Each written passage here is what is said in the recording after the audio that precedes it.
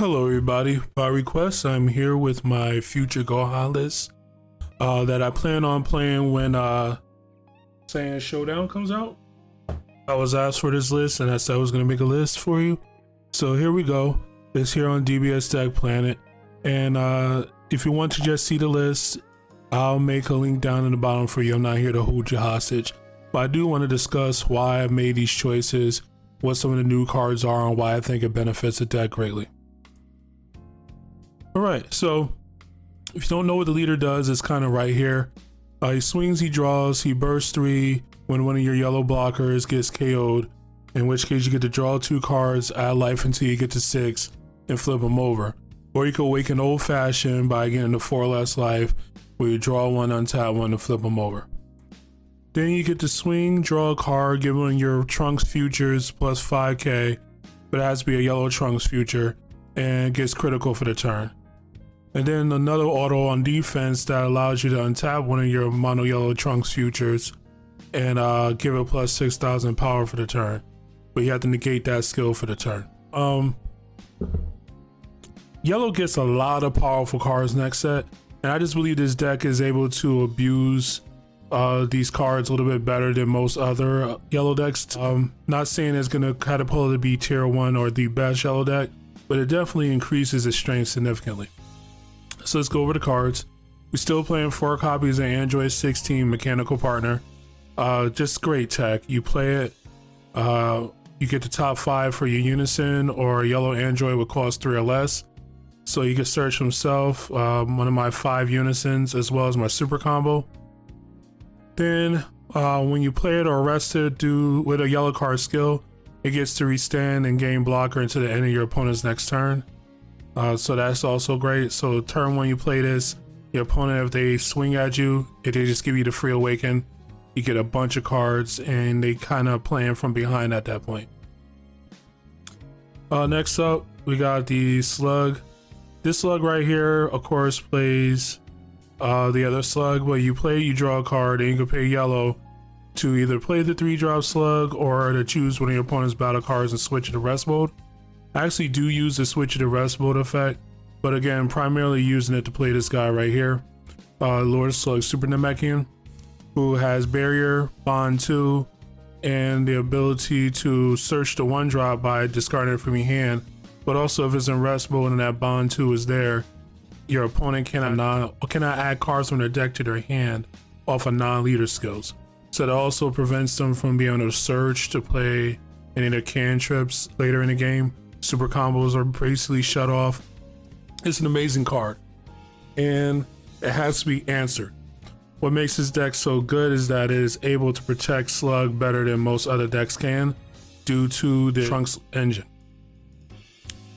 Power to Super Saiyan kind of goes without saying. Funny. Great card. Freezes armor reinforcements, again kind of stable in yellow at this point. So I'm not playing a big Trunks engine. We're playing this guy right here. 1-drop, we play him at 4. He searches the top 3 for yellow Saiyan. There's tons of targets for him. One of our best targets is of course the 3-drop Trunks. This guy evolves on top of the 1-drop for a single yellow. And then he has activate main at 4 or more energy to be able to play the 8-drop from your hand. This guy is barrier and blocker. So when you combine it with the leader skill, he could block, untap, give him 6k. He's a 26k blocker. Most people early on in the game are not going to be willing to invest the cards to get over him. So he's going to basically be able to block twice pretty much unimpeded. Then we spoke about the 8-drop. Here's the big boy right here. Double strike barrier, dual attack blocker. Only thing he's missing is deflect. I think that would have been too strong though, so I understand why they didn't do it. He could also just evolve for 4 on top of the 1-drop. So if you play out the 1-drop, you don't see the 3-drop, and your opponent doesn't do anything to the 1-drop because they don't care about it, you can just pay 4, evolve it, and it's still good. 30k double strike. When you use this ability, give him crit. He's 30k double strike crit, swings twice, and while it's in rest mode, you can activate main to choose one of your opponent's battle cards in rest mode and 1 energy and lock them down. And that lockdown effect is one of the best skills Yellow has that they don't really explore too much. I think if they had a few more cards that did it, people would realize just how gross it kind of is. Okay, so let's get into Unisons. I still think this Piccolo is the best Unison for the deck. It gets absurdly large as far as like how many counters going on it, to the point that after a couple of turns, your opponent realistically has no way of getting rid of it outside of like pure removal. It is able to allow you to be aggressive with the deck by +1ing, choosing that yellow battle card, and it switches to active mode at the beginning of your opponent's next main phase. So you could get in there with this guy, or you could get in there twice with this guy, lock something down, tick him up, and then that guy restands at the beginning of your opponent's next main phase. Vegeta is a finisher. He also is a floodgate for decks cheating in big things, but primarily use him as a finisher. Vegeta Prideful Transformation, great card. Again, I don't ever see it being bad. It's good against cards, even if they have deflect, just because it gives you a blocker. Anyhow, continuing on. Super Combo, because it's searchable. Poutine, because she's amazing. Kai, purpose of it is that it fills in gaps that you don't typically have. Removal is kind of hard to come by, even though we do have a little bit more of an option for that right now.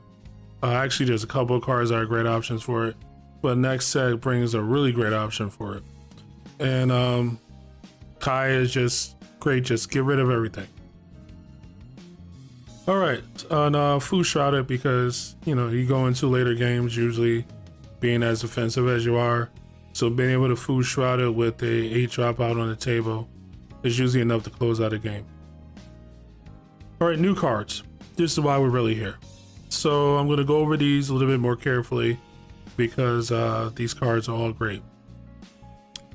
First card that made me geek out was Forbidden Power. So not only is it negate, it's also a Nimbus. So meaning that you get to force your opponent to only have one more battle card attack for the turn. So if they attack out of order, meaning like with leader first or unison first, and you hit them with this, they get that one battle card attack. And because you have such great blockers, that's usually enough to shut down a turn. And then on top of it, you have this great activate battle where you get to choose one of your opponent's battle cards, ignoring barrier, switch it to rest mode, and then choose one of your yellow cards and it gets plus 10k power for the battle. So we already talked about how people aren't really going to try to climb over this. Once you get this guy on the table, they definitely aren't going to try to climb. And if they do, you could switch that card to rest mode. Let's say you only got really like one other guy out there. You don't want to waste a negate. You could just block, use this, tap down their other guy, and they're not going to jump over 46. So this card overall is just insane. It was pre-selling pretty expensive. I think it's completely worth the money, and it's basically going to be the chase yellow negate that we've been waiting for after they already made Dormant and Violent Rays and stuff. This is the chase yellow negate of the future. Son Goku Steadfast Assistance, searchable with the 1-drop Trunks. This guy basically serves the same purpose as Prideful Transformation, but he also replaces himself, which is also good. So you get to make things come into play in rest mode. You draw a card and you make yourself a blocker. It's a good card. I don't think it's, you know, strictly better than Prideful, but there's times where you might not have seen a Unison, and now you have Prideful in your hands not doing anything. This guy is almost always live, be able to be played for 1. So at least if you keep 1 energy open, they have to respect it. And then Turles All Too Easy, 2 copies. This guy right here is just amazing. You get to pay him for 2 as soon as you get to 3 energy, and your leader is a Mono Yellow Saiyan. You get to have it come down and pop 1 card in rest mode. They have 2 guys in rest mode, get to pop 2 guys. If they only got 1, you could pop 1 and draw a card. So just being modal like this makes them very, very strong. He's also a double striker, so he's able to pressure Unisons and things of that nature. So that's about it. I didn't really want to make this too long. I think I kind of did anyway. But yeah, that's about it. The link is going to be down below. So if you want to see the exact numbers, you could go ahead and do that. I hope you guys enjoyed this, and it's VG Time signing out.